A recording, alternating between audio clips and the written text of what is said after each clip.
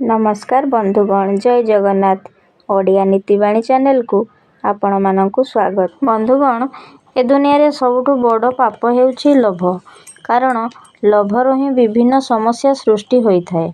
जे माने अन्यर मंद पाई निजर समय नष्ट करिथांती सेमानक ठारु बड़ पापी आउ केही नाही। सत्य ठारु बड़ गुण एवं पुण्य आउ किछि नाही। सत्यवादी लोकंकु तपस्वी एवं ज्ञानी पुरुष कुहा जाइथाए।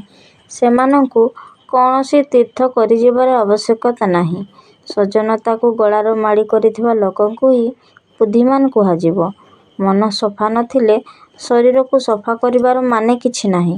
ମନରେ ଲୋଭ ରଖି ଈଶ୍ୱରଙ୍କୁ ଭକ୍ତି କରିବାରେ ଲାଭ କ'ଣ? ତେବେ ବନ୍ଧୁଗଣ, ଆପଣମାନେ ଯଦି ଉପରକୁ ଉଠିବାକୁ ଚାହୁଁଛନ୍ତି ତେବେ ସତ୍ୟକୁ ଜୀବନର ଏକ ଗୁରୁତ୍ୱପୂର୍ଣ୍ଣ ଅଙ୍ଗ ବୋଲି ମାନନ୍ତୁ।